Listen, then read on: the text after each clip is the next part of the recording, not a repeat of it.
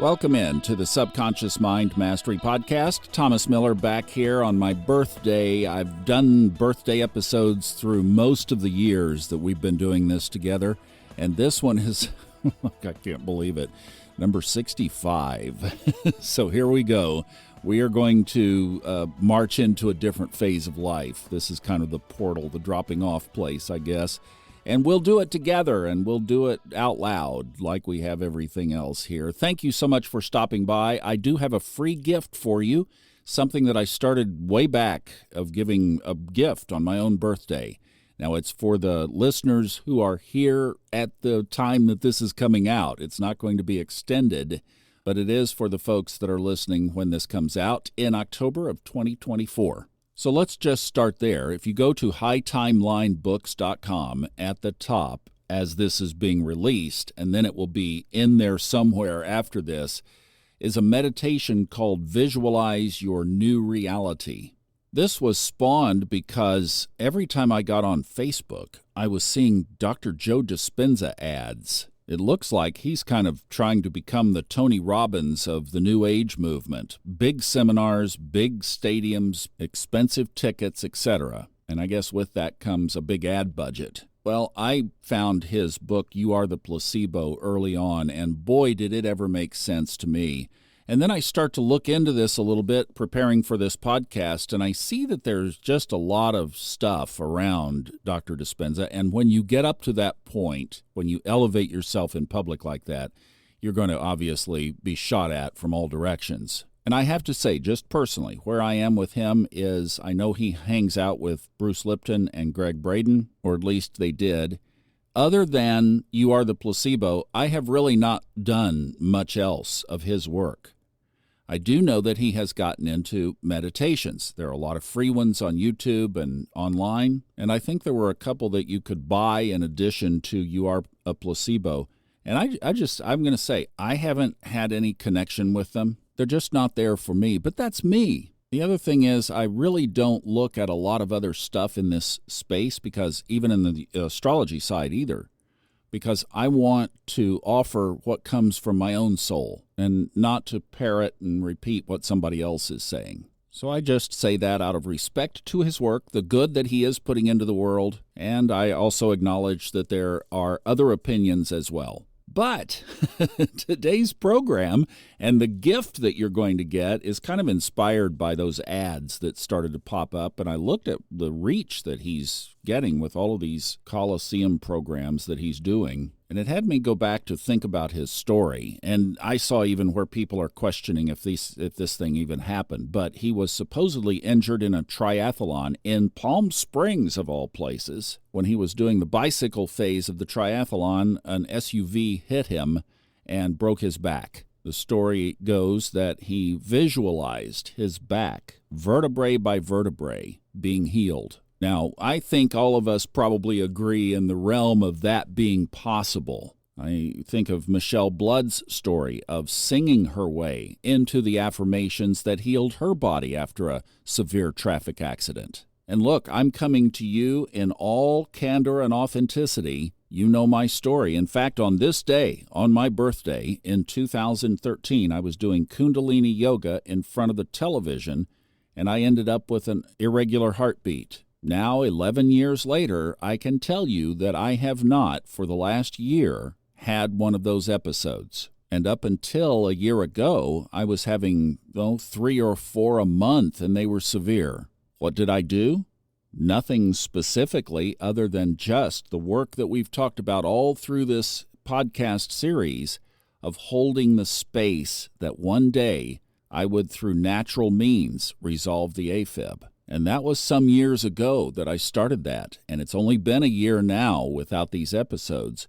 And I still have to be careful, and there's still all the things I don't do in order to support this result, and a lot of things I do to support this result. But it wasn't kind of a Jesus biblical touch and heal kind of thing.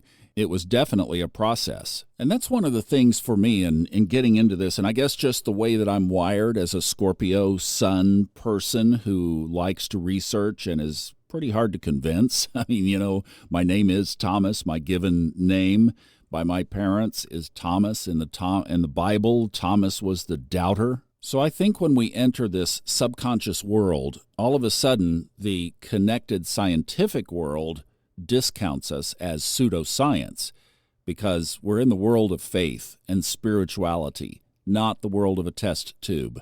But we all know that there are commonalities to this, and one of the things that when I started unpacking my life years ago, it became so obvious to me that there was the reality of this component of ourself called the subconscious. And it's not part of our physical makeup, it's part of our soul, it's part of our spirit. It's the part that leaves and continues on when our body stops working. And as we see in astrology, I believe that it is programmable and it does bring things from the past and it will carry things forward into the future. But for any doubters, I'm sorry, I cannot put that in a test tube. It's something I have chosen to believe, and as I stand on it and act upon it, get really cool results in my life. Every time? No, not every time, but sometimes it's not in the plan, or the timing isn't right. There are many variables. But when you see so many stories out there, and then you start to meet the people and you test and see their authenticity,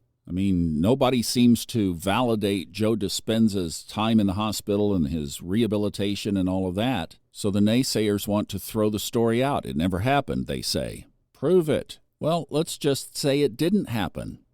Could it happen?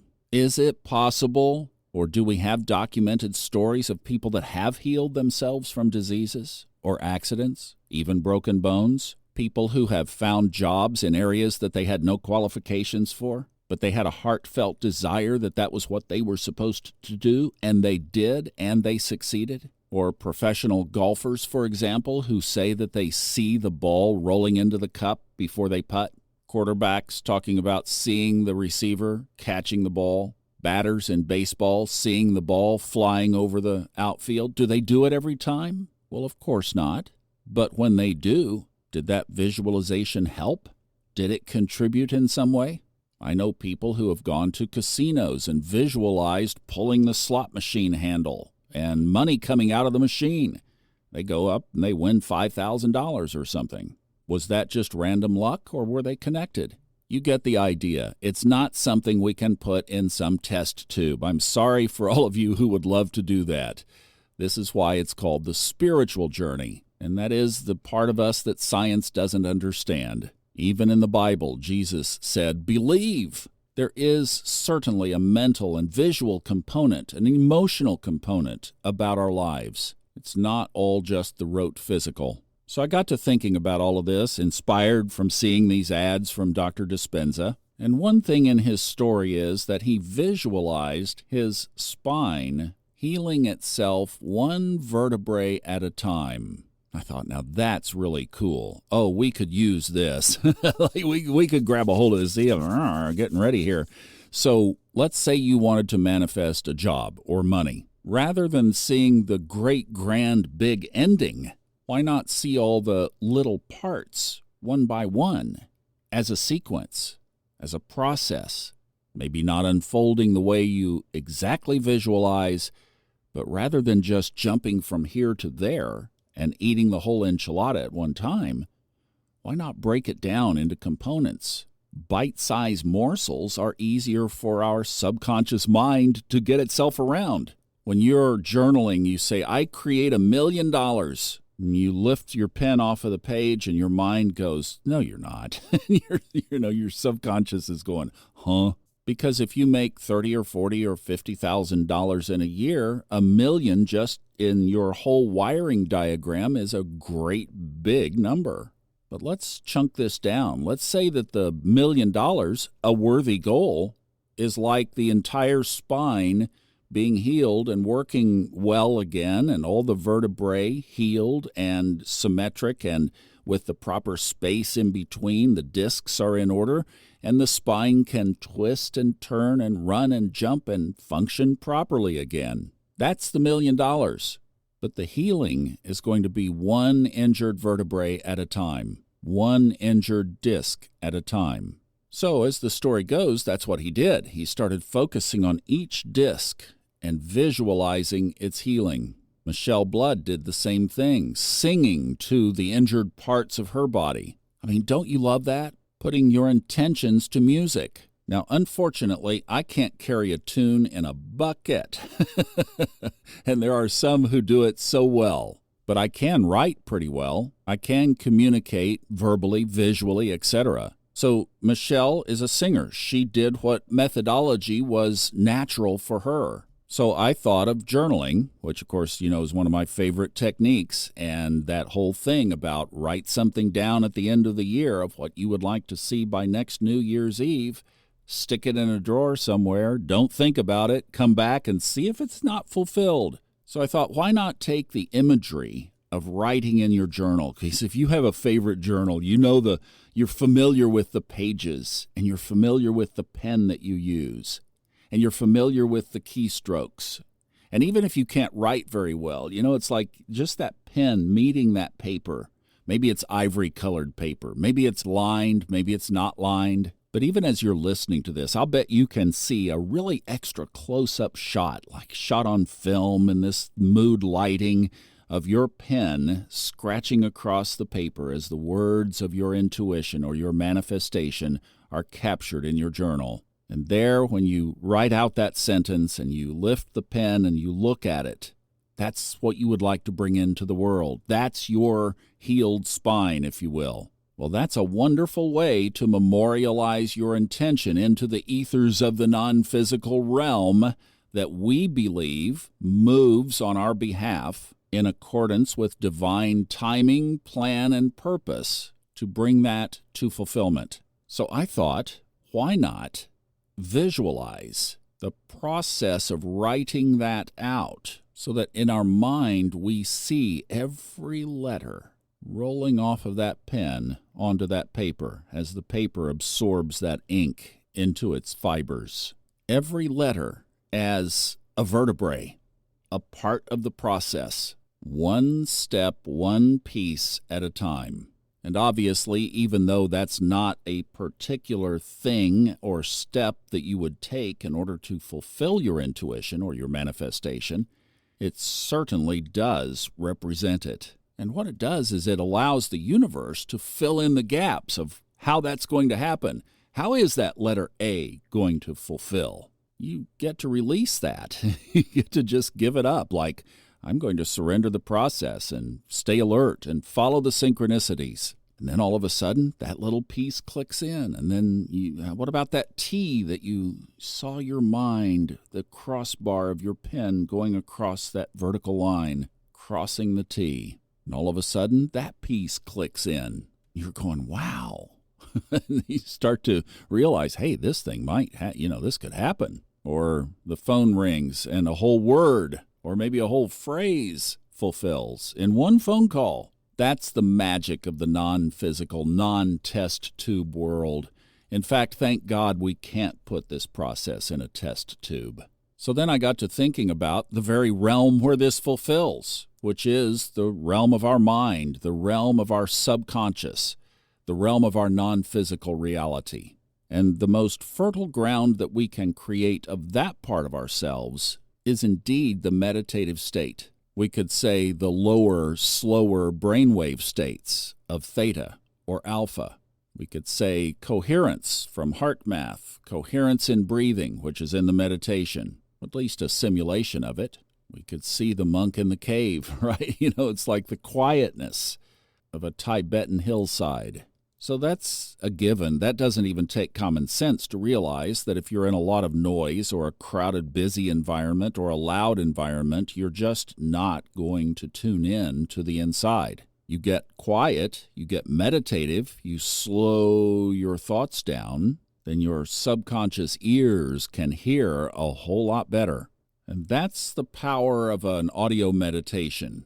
You can put those headphones on or earbuds in, and you can really escape from the world into a cocoon of your own environment, an environment taken away by the music and the voice and the process of visualizing and creating your reality. So I put all of that together in this meditation, and it's a meditation that gets you into at least one of those slower brainwave states. Alpha, maybe if your brain is a little more active. Theta, if you really step into the relaxation. And then it walks you through exactly that process of writing out. So you're going to journal your intention before you start the meditation. You might want to journal for a week before you do this meditation. Really get some stuff on paper.